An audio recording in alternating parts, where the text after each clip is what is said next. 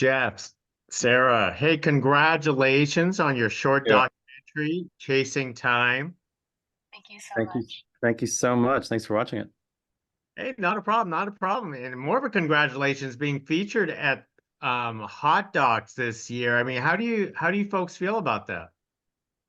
Sarah? It's, it's amazing. It's my first time being in a director role, so to be able to world premiere at Hot Docs is such an honor, and we're so excited to share this really important story with the world.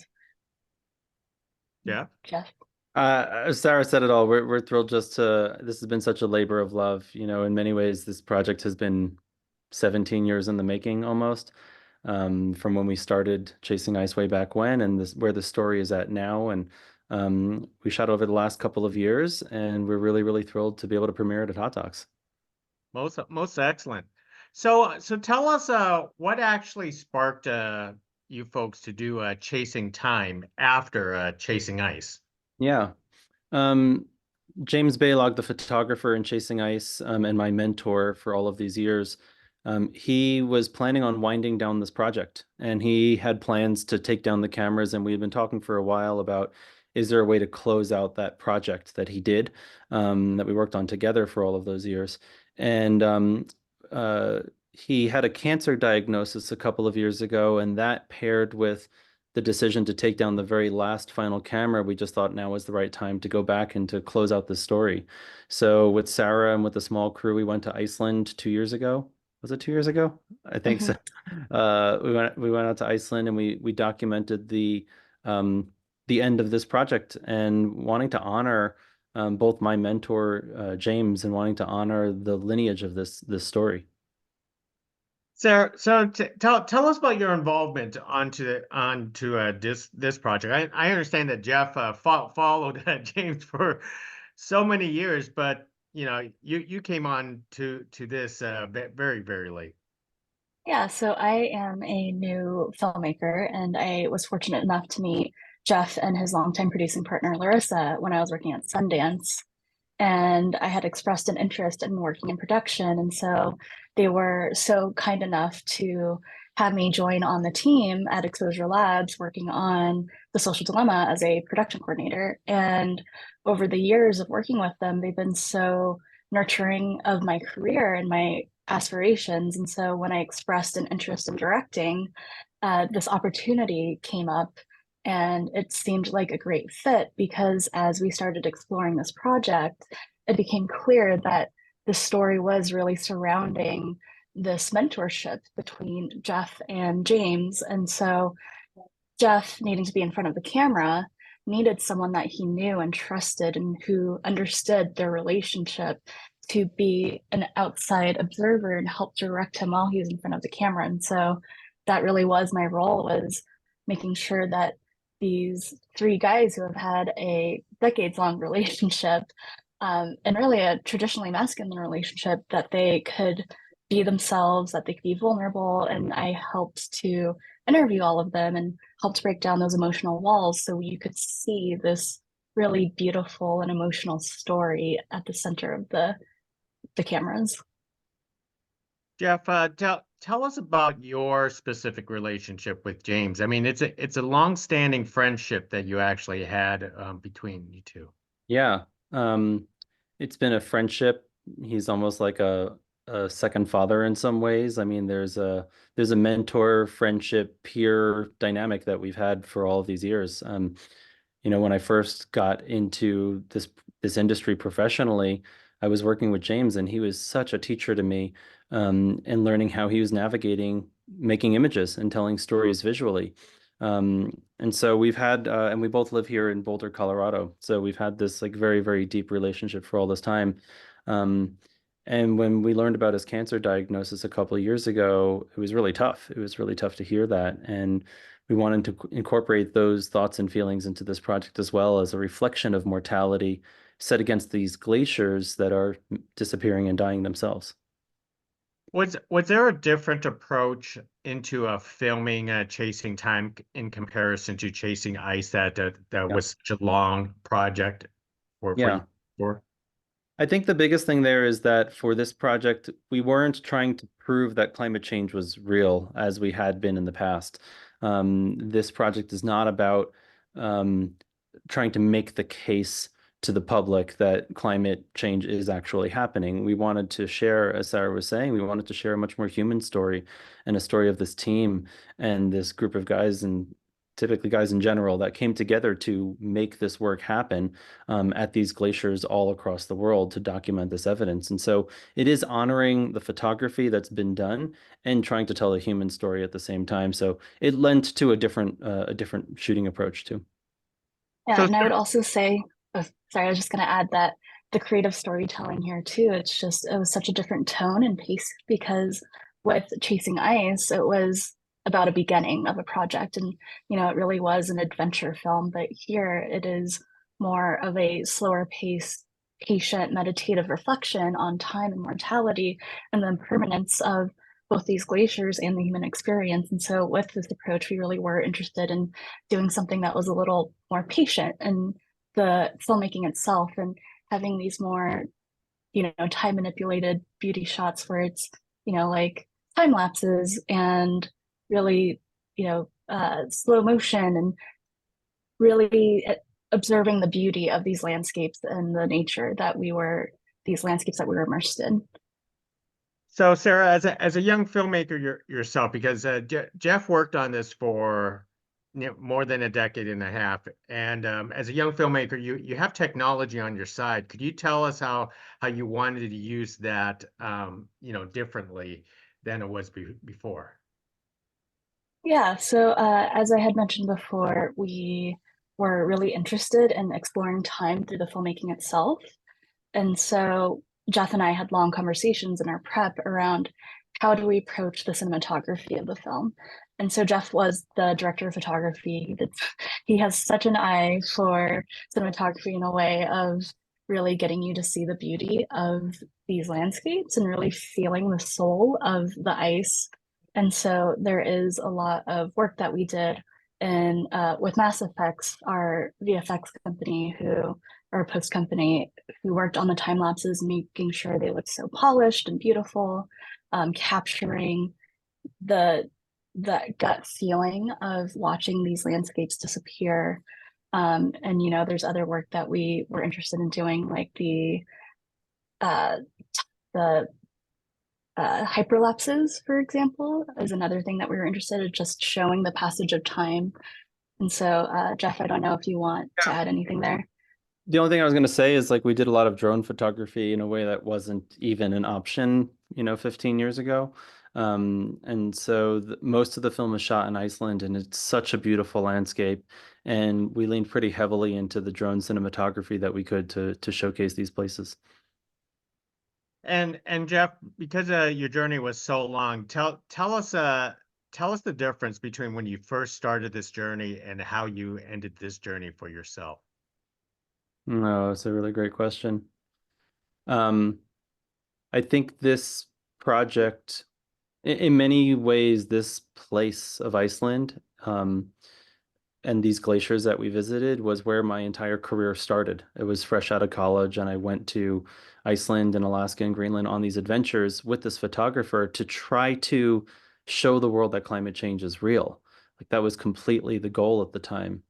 And to be back there 15 plus years later and to be living in a world where yes, there are still deniers out there, but as in general society gets that this is happening and it's really going on, it actually felt like a culmination of this era of our work together that helped contribute in some ways to this evidence, to this body of knowledge, to the public understanding that this is a real phenomenon, in fact.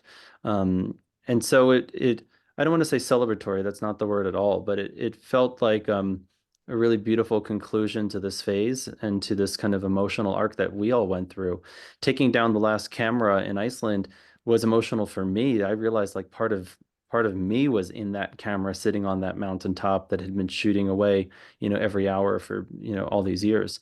And so we called the film Chasing Time, and I think in big ways, these reflections on time and life passing and passages of time have been the theme that have been so deeply in my mind and in our creative conversations around the project.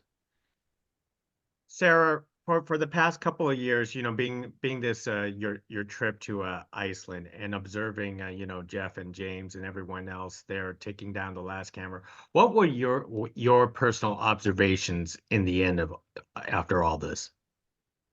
That's another great question. And, I was fortunate enough to bear witness to them taking down something so meaningful to them, but it also inherently was meaningful for me having, worked with Jeff for so long and understanding this relationship and uh, the knowing how important chasing ice was to the world and showing the world that climate change was real. It just, it couldn't help but be emotional. And through proximity to these incredible people who have dedicated their lives towards this movement and spreading awareness, I've learned so much around, how I view the world and how I want to contribute to it and how I want to be a storyteller. And so having Jeff be my mentor and having this intergenerational mentorship between me and Jeff and James, they really helped shape how I view time and mortality and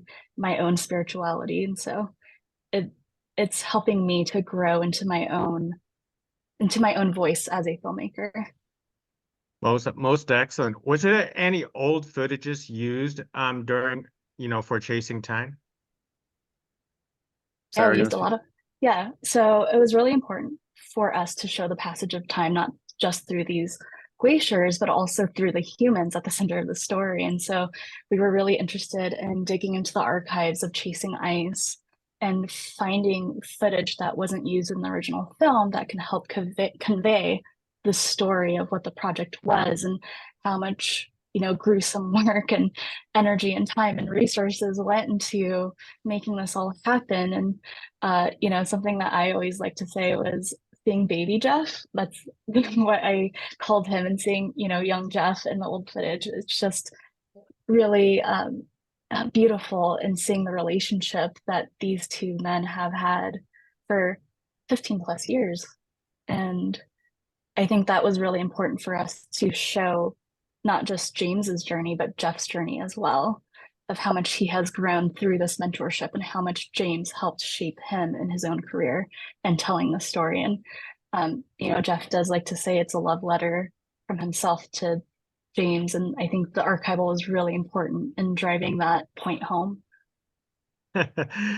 Jeff, did you at any point did you find it awkward that you were the subject of this Oh, documentary in comparison to what you have done in before? it was definitely weird and bizarre, and to be that to spend this much time in front of the camera was odd for me. But I think this is where having trust in Sarah and our editor Dave and our producing team, part of the rule for me was that I deferred all decisions about how I was portrayed on camera to Sarah and the rest of the team. Like, I didn't want to sway however my character shows up in the story arc. So that's something that was very much held by the rest of the team, and easy for me to trust them with that, and also for them to be able to tell the best story that they could find out of my life experience with James. I was gonna say that's a lot of trust in Sarah here. A lot of trust, and we actually never really argued about any big creative points. It was kind of pleasantly unexpected to like not actually have real fights about anything. So that was really smooth and easy. Yeah. Now, explain the decision to make it as a short documentary because you could correct me if I'm wrong. I think Chasing Ice was actually a full-length documentary. Chasing Ice is a feature, and we really wanted this to be its own standalone film. And you don't have to have seen Chasing Ice to see this movie, but we really wanted this film to be the length that it needed to be. And in, just letting the story like formulate itself, it just landed at 40 minutes, and we wanted to lean into it being it short then. So that's what the story warranted. We in some ways I think we didn't want it to be on the same scale as Chasing Ice. It's a much shorter time frame. It's a reflection of closing this endeavor out as well. And how is James today? He's doing well. His cancer seems to be doing a lot better. And he's going to be traveling with us to some festivals as the film premieres. So he's going to be on the road with us as well. He's continuing to do his photography and his projects, working on another book. So he's got a lot on his plate as always. That is actually excellent to hear. So Jeff, let me address you first. Are you going to continue what James is doing, or are you gonna start looking for other projects now? Since I'm only asking because I want to say you probably spent like half your life on something like I mean, there have been many other projects that I've worked on and have continued to work on since Chasing Ice came out. And so I'm trying to keep my hands full with the projects that are real to me. James has been really trying to work on finding teams and partners to continue the work in different ways. And mostly that's working with local teams. So in Iceland, there is a team that is helping to continue the legacy of this work moving forward, for example. And for you, Sarah, being being a first-time director yourself, where do you believe your journey is going to take you from now on? Yeah, hopefully it's just the start of my directing career. So I'm excited for future opportunities to come. And in the meantime, I'm continuing to work with Jeff and the Exposure Labs team on projects, as well as I was fortunate enough to become a Santa Fe Fellow here in Colorado. So working on my own personal narrative script as well. So continuing to explore what uh, my own filmmaking career and my vision as a filmmaker. Excellent. Well, let me wrap it up with one last question for you both, Jeff and Sarah. Is as audiences have a chance to watch this short documentary, Chasing Time, what is the one most important take you hope they walk away with after viewing this film? You want to start, Sarah?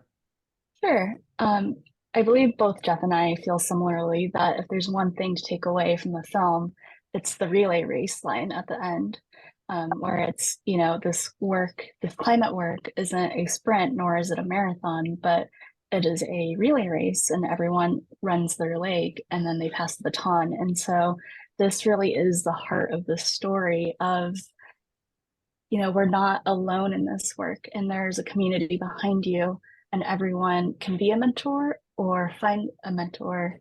And we hope that this inspires people to get involved in the movement and to help set up future generations for this work towards a more sustainable future.